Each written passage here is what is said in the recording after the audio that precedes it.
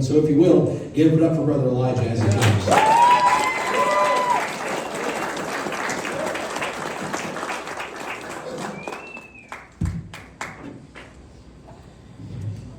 All right. Who's excited? I'm excited. I'm excited. I went out and got a new outfit for this. Look at that. Yeah. Speaking of new shirts, the only thing more excited than me is probably Pastor Wiley's shirt. But I do appreciate this church, and I appreciate the opportunity. You know, it's not an easy ask, right? Like, it's not like a musician coming and saying, hey, let me sing at your church. Comedy is, risky, right? And I'm sure he's going to regret this decision afterwards. But for now, I'm up here. I have a microphone, and there's nothing he can do about it. But, I am appreciative of the opportunity. I'm very thankful just to be here. Very thankful just to be here. You know, when I first came to Victory Hill, I was looking for a church that fit me, fit my family, right? Fit everything I was looking for. And I feel like Victory Hill fits that very well, with one exception. It kind of threw me and it kind of made me think twice. It was the 3 ordinances y'all have.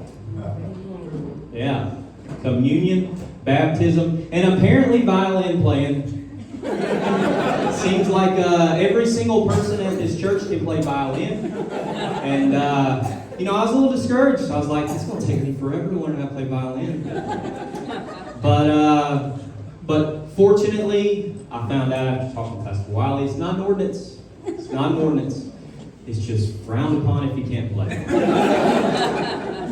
But I'm very grateful and very thankful that y'all allowed me to join this church. And, you also allowed Shana to join. And I'm not so thankful about that. But,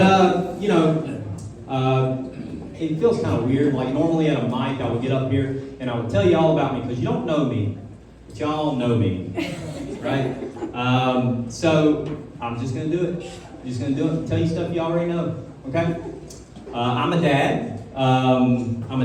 Y'all know my kids, Joshua and Savannah, who's a big part of the youth group. And as a dad, you want to be a protector. You want to protect your family.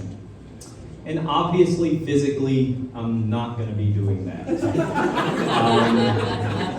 I basically just told them, you're out of luck in that part. But I can protect them in other ways. I can do that. So what I did was I was trying to protect them from things that maybe they're exposed to on the internet or TV. So I got this app that you can pair with like Netflix. It's a really great app. Love it. And basically what this app does is it blocks out all of the things you don't want your kids hearing, like cussing or seeing like explicit content, right? This app's great. App's great. But the problem with this app is you got to be careful who does the blocking. In our family, Shana did the blocking. Yeah. And I think she thinks we bought this app for me because the only thing I could watch was Andy Griffith. And for some strange reason, all of the Aunt B scenes were blocked out. I think it's because Shana didn't want me to see a woman actually cooking.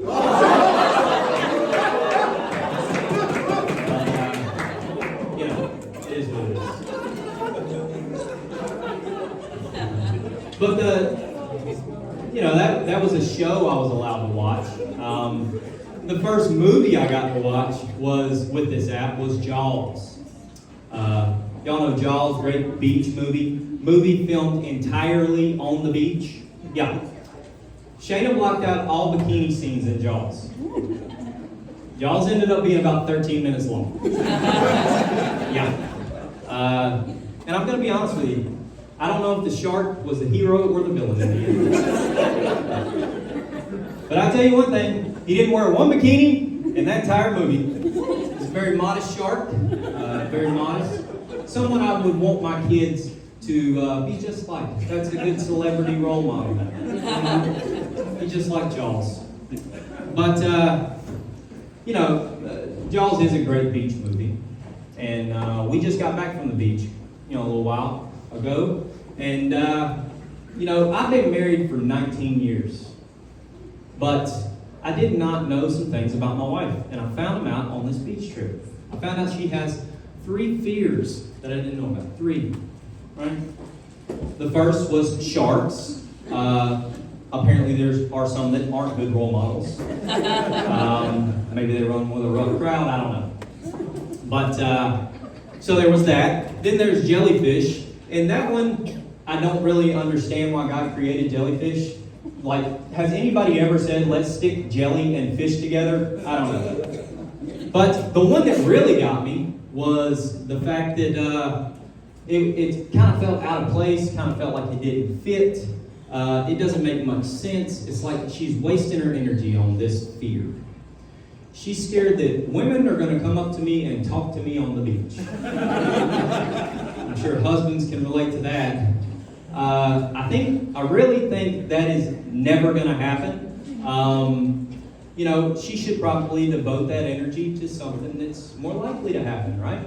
Like tsunamis, or giant squid attacking, or pirates. Pirates are more likely to attack Myrtle Beach than for a woman to see me shirtless and want to come up and have a conversation. It's not going to happen, right? And I'll tell you why. It's because I got the dad bod. Yeah. I'm very layered up right now. You might not be able to tell, but I got more rolls than Texas Roadhouse.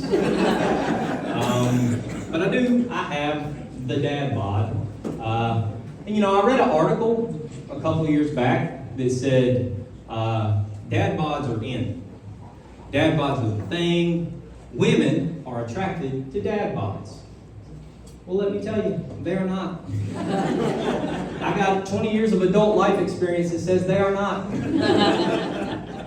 But, it was interesting, though. I did have one day where I was like, maybe there's something to this article. I was pretty excited about it, honestly. Let me tell you about it. I was at the skating rink with Savannah. Obviously, she was a little bit younger. And I was helping her skate, and I had to use the restroom. So I skated into the restroom, and when I skated out, I saw these 3 college-age girls, right? And they were giggling and smiling at me. And I was like, whoa, what's going on? Maybe that article's for real. Maybe it is. And I'm a married man, but it does make you feel good to know that that's possibly it. It could have been the fact that I was pushing one of those hot pink PVC things for balance they give the kids. But I like to think it was the dad bods. It was the dad bods. I felt really good about myself, Held my chin up high, and I started to skate away. And then I felt a tap on my shoulder, right? And I was like, here we go. I'm going to have to turn around and break one of these little girls' hearts. And I turned around, and there's a little boy standing there.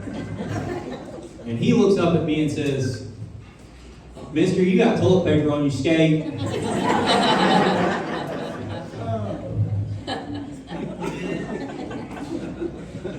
Just think about it. That one might take a little bit of time. But, the way I see it, who needs those girls, right? Who needs them? I'm a happily married man. Happily married. I've been married for 19 years, like I said, and I love my wife. My daddy always told me, he said, appreciate the ones that you have at home. He said, hold them close. Tell them you love them every day. So that's what I try to do. And I consider myself an extremely lucky man. I get to spend every day with a very beautiful blonde. His name is Oliver, and he's a Labradoodle. If you were at the marriage retreat, that's kind of like a callback to a classic. But I do love my dog. I love him so much. I see people with those bumper stickers that say, tell your dog I said hi. I'm like, I will not tell my dog you said hi. Well, not at all. My dog's too good for you. But that's Jason Williams' favorite joke right there. But, you might be a little confused seeing me up here. They said I was the last act of the night. And I know all month long there's been a flyer with me and the dog on it. Well, I got an explanation. Just know that the dog only does mega churches. Victory Hill couldn't afford him. They got me. They got me for nothing. And I think that's a fair rate. Yeah. So, I do love being here, and I love being a part of this church. I'm very happy to be a part of this church. And I'm happy to have a great support system around me. I got two beautiful kids that the Lord has blessed me with. And I pick at her a lot, but Shayna's had to hear this a whole lot more than y'all have. And most of the jokes are about her. So, I'm very thankful for my wife. I love Shayna very much. Just want to say that, making up for the marriage retreat. But she's been with me from the beginning. She's been with me when we didn't have a dime to our name. So last week. But when we first got together, when we were dating, we wanted to get married, and we were so poor. We didn't have enough money to pay for our marriage license. We had to scrounge up like change just to pay for our marriage license. That's a true story. It makes me laugh to think that my kids have no idea how close they came to non-existing. It really depended on how many quarters I found between the seats of my 88 Honda. Really, that's what it depended on. But kudos to Shayna. She stuck with me, and even through that, you know how hard it is to convince somebody that your life is going to go good together when it starts off at a coin star? I was like, maybe we'll have enough left over to pay for a Whopper Jr. But, I come think of it, I've never had money my entire life. Grew up without it.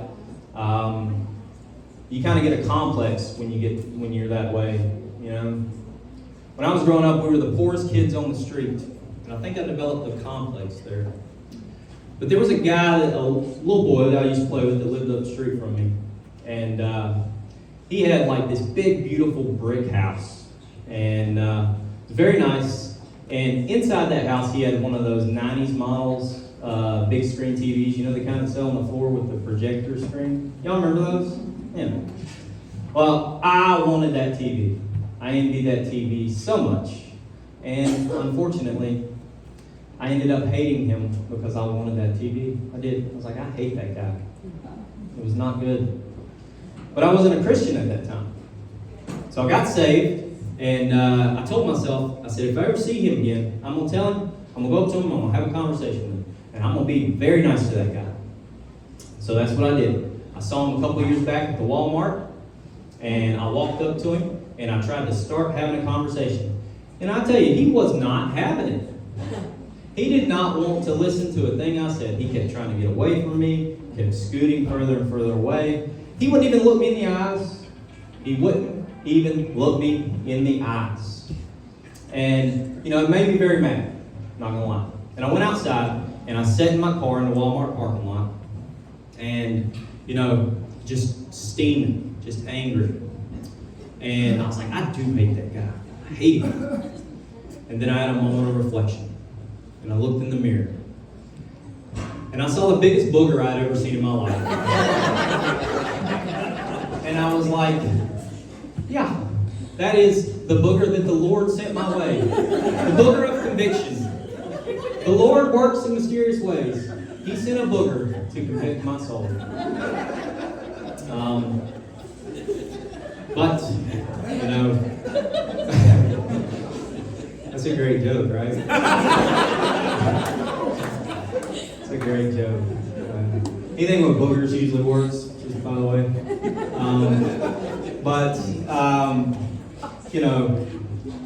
I'm a Christian, and I've been trying to read my Bible more. Trying to get more involved? I am, Pastor Wiley, I am, yes. But I found it easy to do that when you find somebody that you can relate to in the Bible. And for me, that guy's Peter all the way. Peter. Peter's always putting his foot in his mouth. I'm always putting my foot in my mouth. Peter was a fisherman. I have been on a boat. Peter was happily married, and I am married. But, just saying. But we know Peter was married because it talks about his mother-in-law, right? The Bible tells us his mother-in-law. It talks about her. But when it talks about her, it says that she's on her deathbed. She is very sick and about to die. And that I found that kind of peculiar, right? Peter's walking every day with Jesus, right? Every day. With a guy who is known for touching people and healing them. But he still waits till the last second to tell people about his mother-in-law being sick. I don't think he wanted them to know, right? I don't think he wanted them to know. I bet Jesus came up to him. I bet Jesus was like, hey, Peter, your mother-in-law's sick. Just saying, I got some time. I could come over there and, do my thing. And Peter was like, no, I think she's good. I think she's good. We were down by the Sea of Galilee last week. And, she was down there like always, just a right? And the wind was whipping, and I think she got a cold. I think that's what happened, Jesus. I think it's just a cold. And Jesus is like, are you sure? Because my sources are telling me it might be a little bit worse than what you're saying.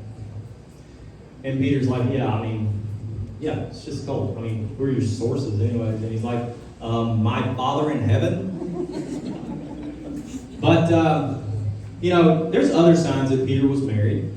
All he ever wanted to do was go fishing and hang out with his buddies.